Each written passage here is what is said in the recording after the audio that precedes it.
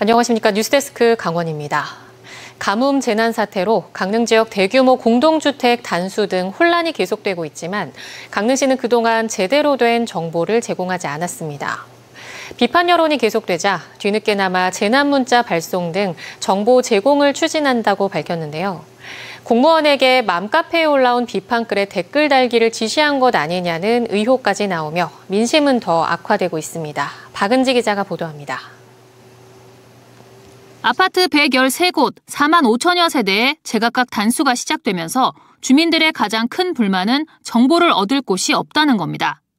코로나 때처럼 매일 이렇게 아침마다든 저녁마다든 뭐 어딜 보든 알 수 있게 좀 만들어줬으면 좋겠어요. 아파트마다 저수조 상황에 따라 어느 곳은 아침 저녁 물이 나오고 다른 곳은 24시간 넘게 단수되는 등 상황이 제각각인 것도 문제입니다. 물이 언제 나올지는 모르죠. 방송해야 알지. 몇 시에서 몇 시까지 주겠습니다. 이렇게 약속을 하고 그걸 지켜주면은 우리. 불편과 혼란이 계속되자 뒤늦게 강릉시는 재난 문자 발송을 준비하고 있습니다. 재난 문자는 지자체 차원에서 결정할 수 있는 사안이 아니어서 행안부 협의에 시간이 걸렸다는 설명입니다. 오봉저수지 저수율 10%가 붕괴돼 계량기 5만 3천여 개도 단수가 시행될 경우에는 적어도 사흘 전 안내하기로 했습니다. 코로나 때처럼 자세한 상황을 알아볼 수 있는 전용 홈페이지 구축도 실시할 예정입니다. 모든 것들을 문자에 담아서 실시간 중계하듯이 보내드릴 수는 없고요. 정말 중요한 사항들, 생수 배부가 언제부터 시작된다, 자세한 사항은 어디서 확인하시면 된다 정도를. 이런 상황에서 김홍규 시장이 맘카페 등에 올라온 강릉시 비판글에 댓글을 달라고 지시했다는 의혹까지 제기됐습니다. 논란이 되자 문제 댓글은 빠르게 삭제됐는데 시민단체는 공무원들을 여론몰이에 동원한 것이라며 비판을 쏟아냈습니다. 여성 공무원들을 동원해서 댓글 지시라고 의심할 정도의 회의를 주재했던 것은 사실은 법적으로도 문제될 소지가 크기 때문에 이 부분에 대해서 강릉시는 명확한 입장과 그리고 대시민 사과가 먼저 이루어져야 된다고. 강릉시는 잘못된 정보를 바로잡으려 했을 뿐 여론을 특정 방향으로 유도하지 않았다고 공식 해명했습니다. 애타게 비를 기다리며 묵묵히 견디는 시민들에게 지난 2달여간 김홍규 시장이 직접 설명에 나선 것은 3번의 기자회견이 전부입니다. MBC 뉴스 박은지입니다. 플라이강원 기업회생 신청 이후 모기지 항공사가 없어 2년 넘게 유령공항 상태에 놓였던 양양국제공항에 새로운 항공사가 정기 노선 운항을 시작합니다. 파라타항공이 이달 말 제주 노선 취항을 앞두고 최종 점검을 마쳤습니다. 배현환 기자가 전해드립니다. 강원도와 양양공항, 파라타항공, 양양군 관계자들이 한자리에 모였습니다. 이달 말로 예정된 제주 노선 첫 취항을 앞둔 최종 점검입니다. 플라이강원 운항 중단 이후 사실상 개점 휴업 상태였던 양양국제공항에 다시 정기 노선이 운항될 예정입니다. 2023년 5월 플라이강원이 운항을 중단한 뒤 일부 전세기만 투입되며 공항이 2년 넘게 사실상 셧다운 상태였지만 플라이강원을 인수한 파라타항공이 이달 말 국내선 정기 노선을 재개함에 따라 양양공항이 모처럼 활기를 찾을 전망입니다. 파라타항공은 지난 3월 국토교통부로부터 항공운송사업자 변경 면허를 취득한 뒤 항공기 2대를 차례로 도입했고 지난 8일 항공운항증명까지 최종 발급받았습니다. 이날 점검에서는 탑승장구와 출입 동선 등 국내선 이용 시설부터 제주 정기 노선 운항 계획, 향후 국제노선 취항 방안까지 세부 사항들을 확인했습니다. 파라타항공은 양양 제주 노선을 시작으로 일본과 베트남 국제선 부정기 노선 도입도 검토하고 있습니다. 양양공항의 국내선 정기편을 우선적으로 취항하고 지속적으로 국제선 부정기 운항 등을 통해서 국내외 항공 수요를 개발할 수 있도록 그리고 강원 영동 지역의 항공교통 편의를. 강원도는 신생 항공사의 어려움을 고려해 운항에 따른 장려금 지원 계획을 내놨습니다. 경기편 편당 재정 지원금을 좀 지원해 나갈 그럴 계획이고요. 그리고 이제 앞으로 또 인바운드 부정기 전세 부정기편 이런 데 대해서도 이런 재정 지원을 조금씩 확대해 나갈 그럴 계획입니다. 파라타항공은 이르면 이번 주 내로 양양 제주 운항 시간 등을 확정해 항공권 예매도 시작할 예정입니다. 한편 플라이강원을 인수한 만큼 파라타항공이 양양공항을 거점 공항으로 언제까지 유지할지, 강원도 지원에 따른 조건은 꼼꼼하게 이행할지 앞으로 지켜볼 문제입니다. MBC 뉴스 배현환입니다.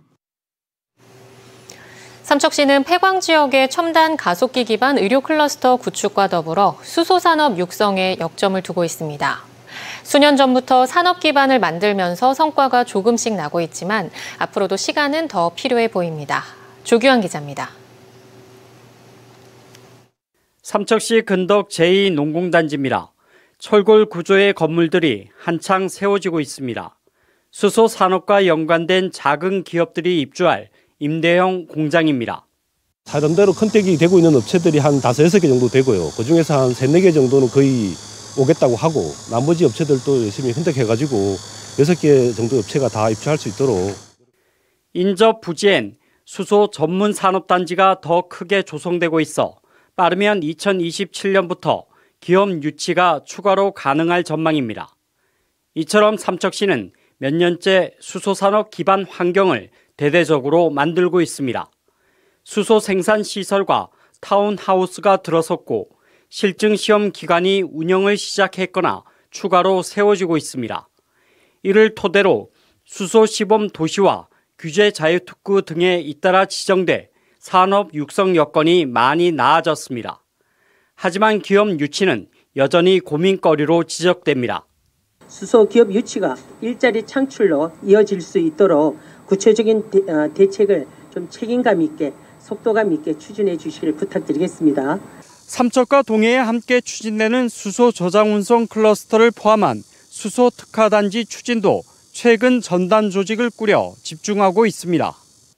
동해 북평 제2산업단지엔 수소 저장 운송 실증 시설과 핵심 기업, 삼척 호산 산업단지엔 수소 액화 플랜트가 들어설 예정입니다. 국내 첫 수소 특화단지로 지정돼 투자 지원과 보조금 등의 혜택이 생겼지만 사업 추진이 결코 단순하지 않습니다. 2028년까지 3천억 원이 넘게 투자돼야 하는데 민간 투자나 기업 입주가 꼭 필요합니다. 올해 초부터 그 입주 의향서를 낸 기업들을 차례대로 만나서 특화단지 소개도 드리고 그리고 기업들의 그 입주 계획이라든가 이런 것도 저희가 확인을 하고 있습니다. 전국 각지에서 수소산업 육성에 관심을 두고 있어 차별화된 경쟁력을 갖추는 것도 필요합니다. 강원 남부권의 미래 먹거리로 주목받는 수소산업의 생태계 구축은 활발하지만 핵심 산업으로 자리 잡기까지는 아직 갈 길도 멀고 난제도 남아 있습니다. MBC 뉴스 조규환입니다. 불법 정치자금 수수 혐의를 받고 있는 국민의힘 권성동 의원 체포 동의안이 국회 본회의를 통과했습니다.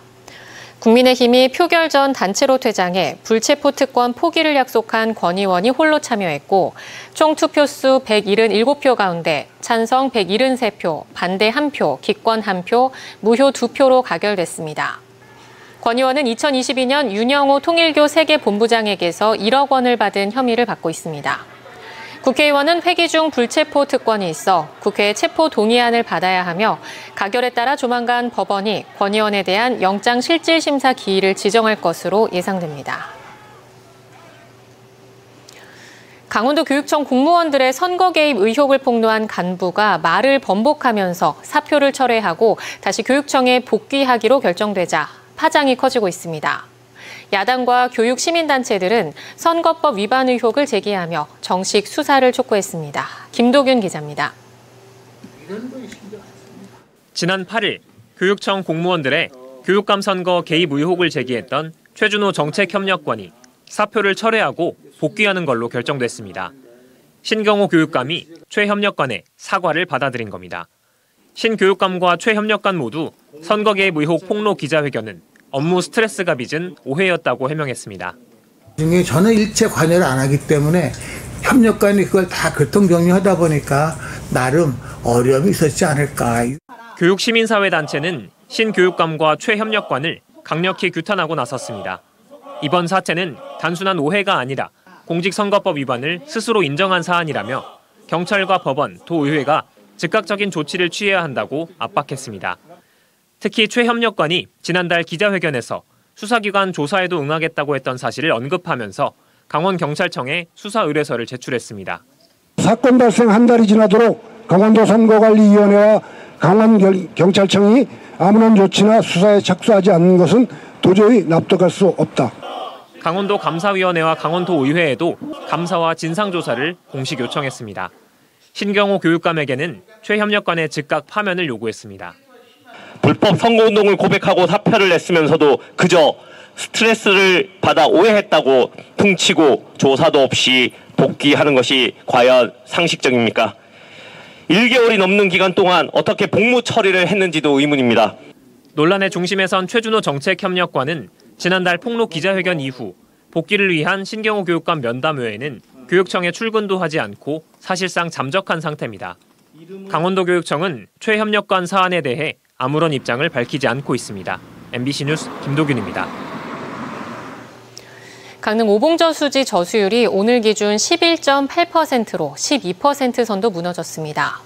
강릉시가 야간 단수 기준으로 설정한 10% 선 붕괴를 1.8%포인트만 남겨놓은 상황에서 하루 평균 저수율이 0.2에서 0.3%포인트씩 줄어들고 있어 비가 오지 않는 상황을 가정하면 일주일 뒤쯤 10% 아래로 내려갈 것으로 보입니다. 기상청은 내일부터 이틀간 강원 동해안과 산지, 내륙에 비가 내릴 것으로 예보해 오봉저 수지 저수율이 얼마나 회복될지 지역에 관심이 집중되고 있습니다. 강릉 등 강원 동해안에 내일 밤부터 비가 내릴 것으로 예보됐습니다. 강원지방기상청은 한반도를 지나는 저기압의 영향으로 내일 밤부터 모레까지 강원 중남부 동해안에 20에서 60mm, 북부 동해안의 많은 곳은 80mm 이상의 비가 내린다고 예보했습니다. 내륙과 산지에는 30에서 100mm, 많은 곳은 120mm 이상의 비교적 많은 비가 내리겠고 모레 새벽 내륙과 산지에 호우특보가 내려질 가능성이 있다고 내다봤습니다. 강릉시가 오늘 한병도 국회 예산결산특별위원회 위원장을 초청해 국비 지원을 건의하는 긴급 간담회를 열었다고 밝혔습니다. 간담회에서는 재난 사태가 선포된 강릉의 가뭄 피해 현황을 공유하고 대책 마련을 위한 핵심 사업과 재정 지원을 요청했습니다. 주요 사업은 연곡정수장 증설과 도심권 지방상수도 현대화 사업, 연곡 홍제정수장 간 송수관로 복선화, 공공하수처리수 재이용, 지하 저류댐 설치와 식수 전용 저수지 신설 등입니다. 한병도 위원장은 국회 예산 심의 과정에서 강릉시의 가뭄 예산이 적기에 충분히 확보될 수 있도록 지원하겠다고 화답한 것으로 알려졌습니다. 강원경찰청 기동순찰대가 재난 사태가 선포된 강릉 일대에서 범죄 예방 활동을 강화하고 있습니다. 기동순찰대는 구호물품 배치 장소와 시장, 역과 터미널 등 번화가를 중심으로 순찰을 늘리고 있습니다. 급수 차량이 집결하는 오봉저 수지와 홍제정수장에서는 소방, 해경과 협업해 교통안전 활동을 펼치고 구호물품 배부 현장에서는 인파 관리와 새치기 예방 등 기초질서 홍보에도 나섰습니다. 태백시가 교통관문인 태백역과 버스터미널 일원에 대한 도시재생 사업을 준비하고 있습니다. 태백시는 내년도 정부의 도시재생 공모사업 선정을 목표로 태백역과 버스터미널 일원의 지역 특화 재생 계획과 노후 주거지 정비 방안을 고민하고 있습니다. 또 운수업체와 업무 협약을 맺고 민관 협업 모델로 도시재생 사업을 추진하기로 하고 전문 용역을 통해 공모안을 마련하고 있습니다. 이번 달 삼척에서 열리는 대한민국 도시 지역 혁신 산업박람회 기간에 다채로운 복합 문화 행사들이 마련됩니다. 삼척시에 따르면 전국 123개의 자치단체와 공공기관, 기업이 도시재생 사례와 연관 산업을 소개하는 박람회 외에도 삼척 대학로 일원에서 소셜마켓과 문화 공연들이 펼쳐집니다. 또 올해로 2회째를 맞는 삼척 문화유산 야행이 죽서루 일원에서 열려 전통문화 행사들이 진행됩니다. 한편 2019년 처음 시작된 대한민국 도시지역혁신 산업박람회는 오는 24일부터 27일까지 삼척 정나 도시재생사업지구에서 열립니다. 정선 군립도서관이 한국디자인진흥원이 수여하는 굿 디자인에 선정됐습니다. 정선 군립도서관은 국내 최초로 도서관과 키즈카페, 가족센터 등 복합 문화공간이 유기적으로 조성됐으며 어린이부터 노년층까지 다양한 이용자들의 신체 조건에 맞게 가구 높이와 공간 디자인을 구성했습니다. 강원뉴스 마칩니다. 시청해주신 여러분 고맙습니다.